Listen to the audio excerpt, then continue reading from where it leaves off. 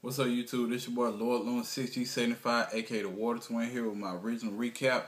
And as you can see, guys, I played with my Mermail Atlantean deck, and out of 250 plus players, I made top 35, which cut top 32. So I was shy about 3 players.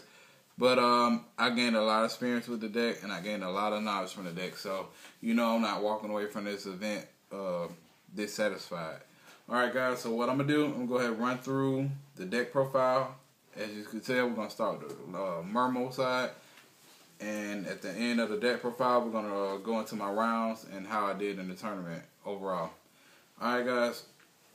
First up, as you can see, I play Mermail AbyssMegalo at 3 instead of the standard 2, which everybody play. A lot of people like to play 2, but 3 is the way to go. 2 just says that, hey, I can afford Megalo Abyss, and I'm going to play him, and I'm going to try to deck out. 3 says that I can very well afford Megalo Abyss, and I'm going to pay, and I'm going to be aggressive. So this is what my build is all about, guys. My build with the 3 Megalo Abyss, it makes the bet, it just makes your deck a little more aggressive. All right, guys. So 3 Megalo Abyss, you guys should be aware of what the effect is. If you're not aware, I advise you to go look on Yu-Gi-Oh! Wiki, because this is not the video to actually cover my monsters effect. This here is just a recap. So 3 Mermail Megalo Abyss, 2 Mermail Abysspike, 2 Abysslinde, and that wraps up my Mermail count. Onto the Atlantean side of the deck, 3 copies of Atlantean Dragoons. When these used as a cost for a water monster, search my deck for any sea serpent type monster and add it to my hand. He's good for Mermail Abyss. Mermail Abyss pitches Dragoons. Dragoon searches for Moulanglacia. So this is an instant combo with these 2 guys. All right, guys. So that's Atlantean Dragoons. Atlantean Marksman. A lot of guys I see play 3 Marksmen, but 2 Marksmen is just fine. To counteract that last Marksman, I follow up with an Atlantean Attack Squad. He comes in handy. Next up, 2 copies of Atlantean Heavy Infantry. To support the Atlantean side of the deck, we play 2 copies of DC Diva. 3 copies of DC Diva. I'm sorry, guys. Now, as you know, the Genex Undine engine is very prevalent in this deck, and it's very useful. Seeing as Abysspike is in the deck along with Genex Undine, I kind of felt like Undine was no longer needed at 2. I always kind of went in and out with 2 to 3 in my Atlantean build, because the third, once you go ahead and summon 2 Undines, the third Undine is in there basically for no reason. So I kind of just cut my losses with the third one. Since we want to play 2 Genex Controllers as it is, just cut my losses with the third Genex Undine and just go 2. And if I need to pick up the slack, Abysspike is there to pick up the slack where Genex Undine at. Where that third Genex Undine would be. Because at its best, you summon Spike, Spike discards Atlantean Dragoons, and you go +2 anyway, guys. So there you go. There you have it. That's the reason why I chose to run 2 Genex Undines in this build. It may or may not change depending. Onto one of the boss monsters of the deck, Moulanglacia, the Elemental Lord. This guy wrecks shop. Alright, guys, he is absolutely phenomenal. He's worth every bit of that $51, or how much he costs right now. Onto the hand traps, 1 Gorz, and 2 copies of Tragodia. This wraps up my monster count, guys. On to the spells, 2 copies of Salvage. Seeing that I played 3 Megalo Abyss, it's kind of important that I actually draw into cards like Salvage and Pot of Avarice. These cards will actually help me gain some of the advantage back from discarding my 2 water monsters to summon my Megalo Abyss, and which most of the time I actually do draw these guys, so it's pretty cool. On to the rest, Monster Reborn, Pot of Avarice, Heavy Storm, and Dark Hole. This wraps up the spells, guys. On to the traps. I play 2 copies of Abyssphere. This card goes in and out at 3, but I think the proper number to play will be 3. But in this event, I chose to play 2. 2 works out very fine. I never had any hiccups or where I couldn't summon, I summoned Mermail Abyss and I didn't have a search target for this. So 2 is fine, but I believe 3 would just maximize the search for Abysspike, and Abysspike can discard Dragoons to go just offset that play, or just put a Mermail Abyss on the board. Just give my opponent something to deal with until I buy time to get to my combo pieces. Alright, so 2 Abyss Spheres, 2 copies of Solemn Warning, 2 copies of Torrential Tribute, and 2 copies of Mirror Force, guys. I'm not sure what the problem is with a lot of players don't want to run traps, but I'm at the message to you guys better get back into the habit, because these traps help me out all day long, guys, along with the hand traps I have with Trag and Gorz. So traps are here to stay for me. Alright, guys, let's go and get into the extra deck. As you can see, the Lonely Gorz token, 1 copy of Decisive Armor, help me out.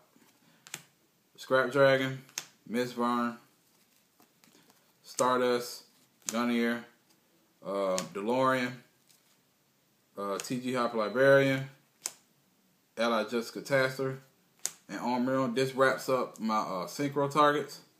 Let's go on to the seeds. For seeds, one of the MVP of the day, if not the most important card in my extra deck, would be Mermail Abyssgaios. The reason why I say he's one of the most important cards in my extra deck is because he's just so stunnish. By me playing 3 Megalo Abyss, I can easily see into this guy first turn, guys, if I wanted to. And which I did against one of my Samurai matchups during the day. This guy is absolutely stunnish. I pulled him out twice during the tournament, and each time I pulled him out, I absolutely destroyed my opponent. He negates effects, and level 5 or higher monsters cannot attack. So this guy's absolutely stunnish to your opponent. Alright, guys? So that's Mermail Abyssgaios. Alright? 1 copy of Big Eye. Number 17 Leviathan Dragon. Abyss Dweller.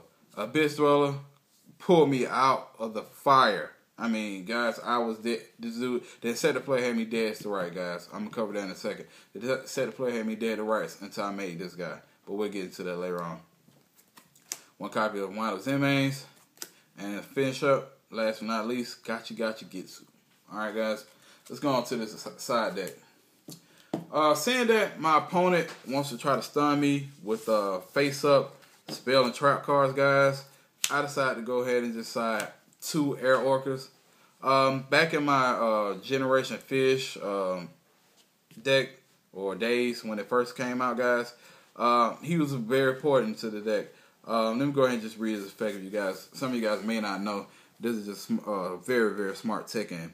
Once per turn, you can attach. You can banish 1 Fist Sea Serpent Aqua type monster from your hand to target 1 face-up card your opponent controls. Destroy that target and then banish this card until your next standby phase. All right, guys. So basically, what I use Air Orca for, not to mention he's searchable by Diva. I use Air Orca basically to get rid of those face-up Macrocosmos, Dimensional Fissures, Soul Drains, anything face-up, guys, that I don't like. This guy is basically in my deck to handle, mainly for Dimensional Fissure and Soul Drain, guys. And he just keeps coming back. So I pop, he leaves. You put something big on the board, he comes back, pitch another water monster from hand, pop, he leaves, come back. So you guys kind of see the little loop there. He is a must. Some guys, I seen the coverage at YCS Seattle, they play 1 as a tech.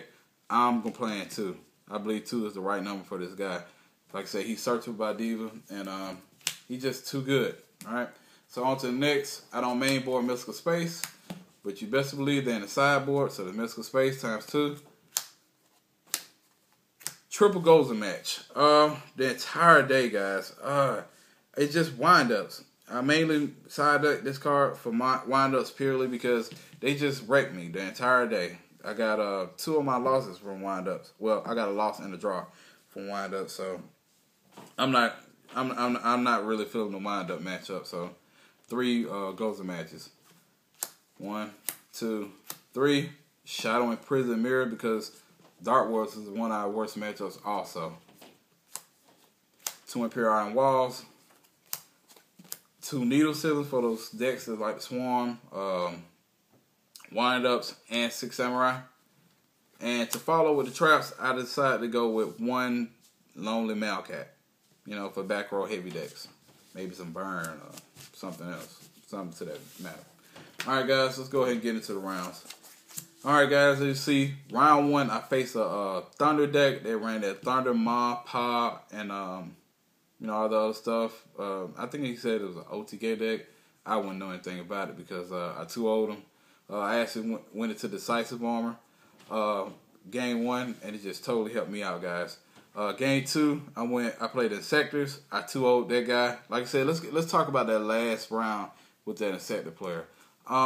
He had face up Avarice and face up Zenmains. I dropped Trag at the end phase, and I only had 1 card in my hand, which was the Atlantean Dragoons. Drew my card, and guess what I drew, guys? Yeah, I drew Genex Controller. Something I didn't really want to see. It took me like 30 seconds to actually think out this play, but when I got it, I just went ahead and used Trag's effect, copy him to 4 from duplicating 1 monster out of my graveyard. I summoned Dragoons, and I went ahead and overlaid for Abyss Dweller.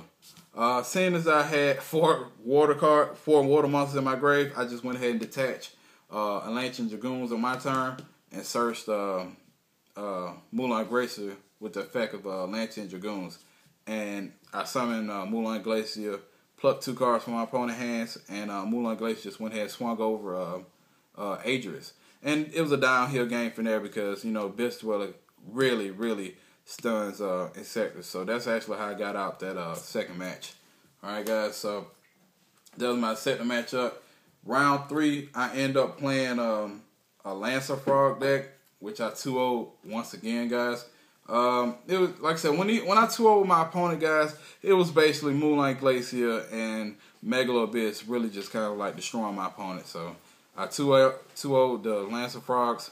Round 4, I went into Twilight. I 2-0'd the Twilight player. Round 5, I played Maduolche. We went 3 games. I ended up losing. Round 6, I played Samurais. Game 3, I went into first turn Mermail Abyssgaios. It just stunned my opponent and went on to win. Round 7, I played Wind-Ups and ended up losing. Round 8, I ended up playing Wind-Ups again. I ended up drawing. Alright guys, this basically been my regional recap, guys. But like I said, the most important 2 cards out the whole day was Mermail Abysgaios and Abyss Dweller, guys. Alright, this pretty much wraps it up, guys. Big shout out to my twin brother, Lord Solar Prime, for topping. He got a 9th place, so if you haven't checked this out, go check out his channel. And also my fellow teammate, Chris, the Mentalist Dreyer. He got 15 with his Psychic deck, so go over there, guys. Show this guy some love. And this Water Twin, and I'm out, guys. Peace.